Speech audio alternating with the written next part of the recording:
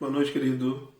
Paz do Senhor, pastor Alisson aqui da Igreja Nazareno de Otacílio Costa. Eu quero compartilhar uma palavra de Deus no teu coração, uma palavra que Deus colocou no meu coração que impactou muito a minha vida, impactou muito o meu coração. Eu gostaria de compartilhar com você quantas vezes nós queremos e buscamos, sabemos inclusive que o objetivo da nossa vida em Deus é impactar outras vidas, mudar cenários, mudar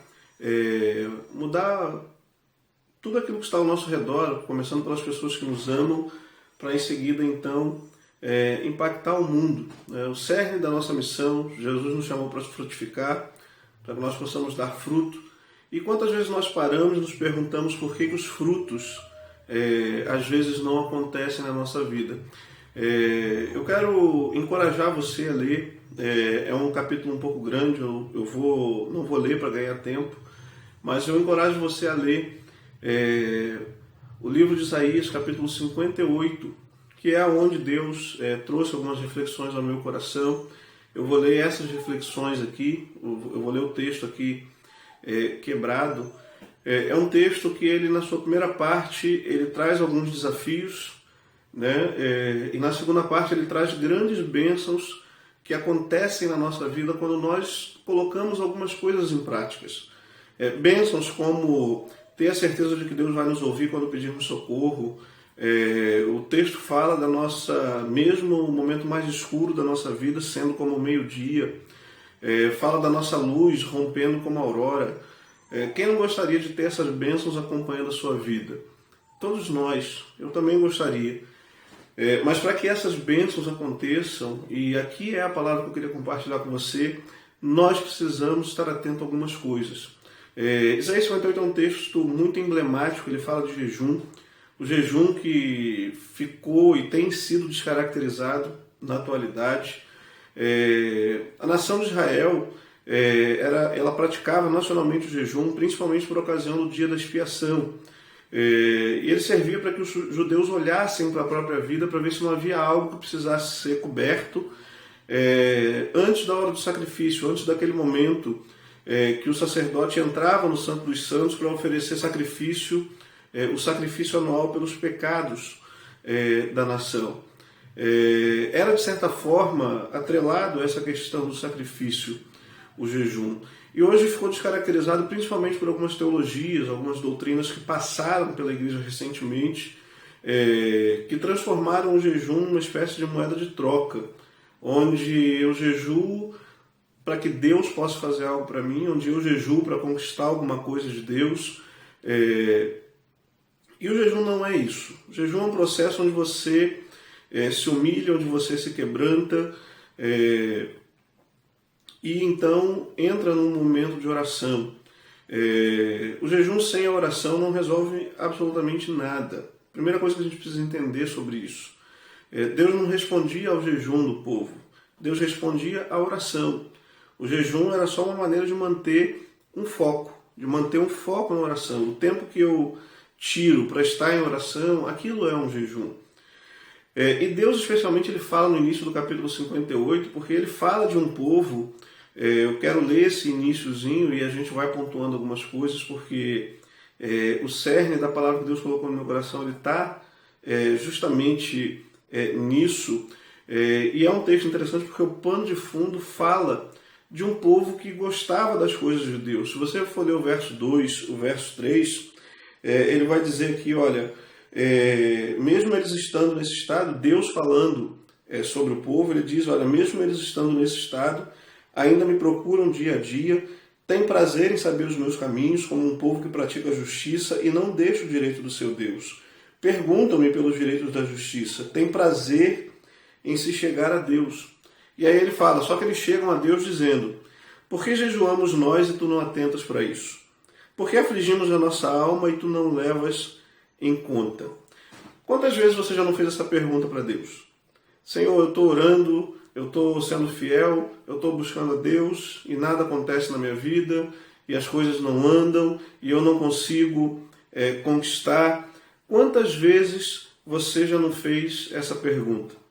Aqui fala de um povo que gostava das coisas de Deus, gostavam da igreja, gostavam de um bom louvor, gostavam de uma boa pregação, mas não tinham a noção da realidade de um verdadeiro relacionamento com Deus. Tinham até práticas religiosas, eles oravam e jejuavam, Deus reconhece isso.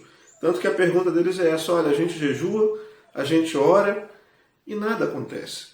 E mais interessante do que a pergunta é a resposta de Deus. Porque Deus vai dizer: olha, sabe por que vocês jejuam e nada acontece? Ali ainda no verso 3, ele vai dizer: porque vocês jejuam cuidando dos vossos próprios interesses e exigindo que se faça todo o seu trabalho. Querido, o capítulo 58 se divide em 3 grandes áreas da nossa vida, que representam o jejum que Deus requer de nós. Porque Deus vai dizer agora, Deus fala de um jejum que ele não escolheu. No verso 5 ele vai dizer: olha, eu não escolhi, seria esse o jejum que eu escolhi? Que o homem um dia aflige sua alma, incline a sua cabeça como junco e estenda debaixo de si pano de saco e cinza? Chamarias tu a isso jejum e dia aceitável do Senhor? Ele está dizendo: olha, eu não escolhi isso. Eu não quero isso. Eu não quero que o homem um dia pare de fazer alguma coisa, um dia só ore e um dia só ele então estenda debaixo de si pano de saco e cinza. Ele fala de um jejum que ele não escolheu e ele vai falar agora de um jejum que ele escolheu. E esse é o jejum que nós devemos praticar. Essa é a palavra que impactou muito o meu coração, porque nós, às vezes, fazemos exatamente o que o verso 5 diz. Pegamos, passamos um dia inteiro trancados, orando e lendo a palavra, e isso é bom. Isso é bom, não quer dizer que isso é ruim. Mas Deus diz que mais importante do que fazermos isso para gerar em nós algum tipo de disciplina espiritual, é importante praticar o jejum que ele escolheu, que ele fala a partir do verso 6. E é interessante que os métodos de Deus eles sempre começam com uma arrumação do lado de dentro. A mudança na nossa vida, a mudança na nossa família, a mudança de tudo aquilo que está ao redor de nós começa quando a gente começa a arrumar o nosso interior. E aí ele começa a dizer o verso 6, olha, porventura não é esse o jejum que eu escolhi? E a primeira coisa que ele vai dizer, que solte as ligaduras da impiedade. Primeira coisa que ele diz, impiedade significa não ser mais pio. Pio significa puro, é do latim, puro. Puro significa santo. O texto fala sobre o fato de que nós não podemos andar com algumas coisas na nossa vida. E fala de uma prostituição tão grande, de uma corrupção tão grande, quando nós fazemos ligaduras ou ligações com aquilo que é pecado, com coisas que não devem estar presentes na vida de alguém que serve a Deus, nos associando a situações que nos prendem, gerando ligações com coisas que nos fazem, às vezes, muito populares com os homens, mas que aos olhos de Deus são pecado e causam a separação dele da nossa vida. E aí a primeira coisa que ele vai dizer, olha, a primeira coisa do jejum que eu escolhi é que se solte as ligaduras da impiedade. Pare de andar ou pare de praticar coisas que não são santas, coisas que não são dignas de alguém que busca estar no relacionamento com Deus. Segunda coisa que ele diz, soltar as ataduras da servidão. E aí uma pergunta que nos cabe, de quem você é servo? A Bíblia diz que nós declaramos o senhorio sobre a nossa vida através das nossas atitudes. É através das atitudes que nós temos, que nós declaramos quem de fato nós servimos. Se eu sirvo a Deus, eu vou ter atitudes de alguém que serve a Deus. Mas isso é visto não na minha atitude de dizer que eu sirvo a Deus, de dizer que eu amo a Deus, mas sim nas atitudes diárias da minha vida que vão dizer de quem de fato eu sou servo, onde está o meu coração, e aí uma pergunta que eu quero te fazer. Você é um servo de Deus? Onde então você está quando deveria estar na presença dele? A Bíblia declara de forma muito clara, nós não podemos ter mais de um Senhor.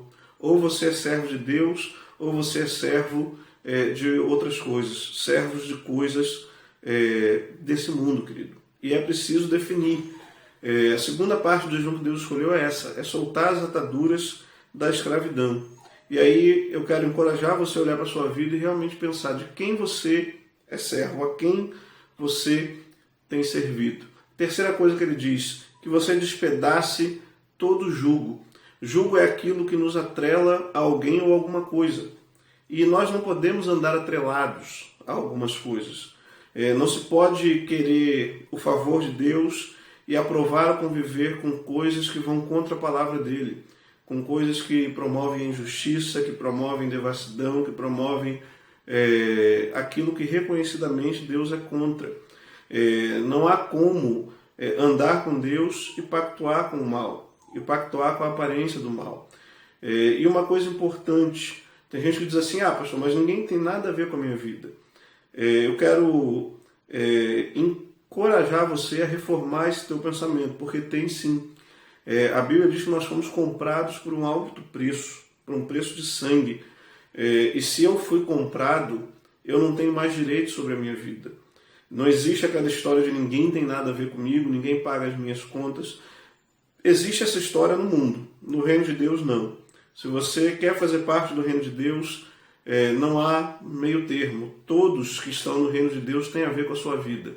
Todos que estão na família de Cristo têm a ver com a sua vida sim, e você é responsável por elas. Se essas pessoas vão se enfraquecer ou vão se encorajar através do teu exemplo. O foco de Deus, querido, nunca é a sociedade como um todo. Sempre é os indivíduos que fazem parte de uma sociedade. A Bíblia diz que o mundo, o sistema, ele jaz no maligno, porque o diabo é príncipe desse mundo. E é por isso que a solução para esse mundo não passa.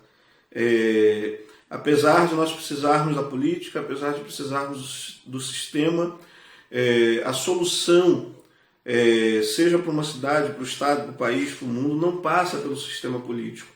Passa pela reforma de cada homem que compõe a sociedade e que atua no sistema político.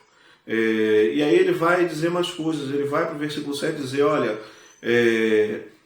a vida muda quando você reparte o teu pão com o faminto. Ele diz, o jejum que eu quero é esse, reparte o teu pão com o faminto.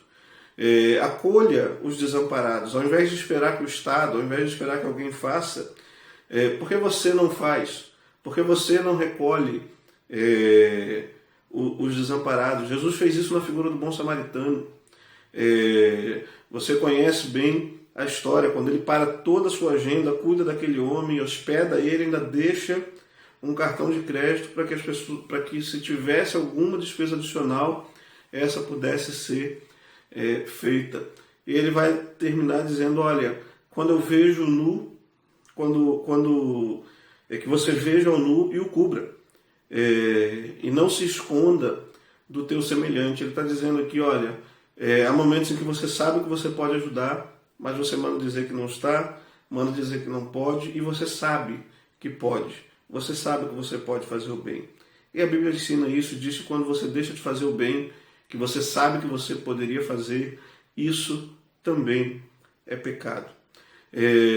Quando a gente faz esse jejum, que é o jejum que Deus quer, o resultado, e aí eu quero ler esse resultado para você, porque ele começa a ser citado a partir do verso 10. Ele diz assim, olha, se abrires a tua alma ao faminto e fartares a alma aflita, então a tua luz nascerá das trevas, e a tua escuridão será como o meio-dia.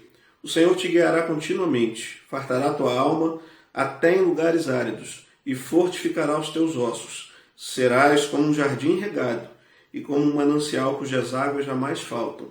Os teus filhos edificarão as antigas ruínas, levantarás os fundamentos de muitas gerações, e serás chamado reparador de brechas e restaurador de veredas, para que o país se torne habitável.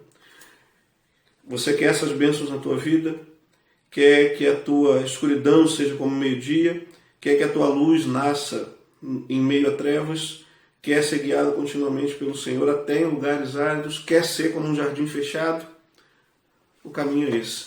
O que nós precisamos reaprender como igreja queridos, praticar o jejum que Deus de fato escolheu.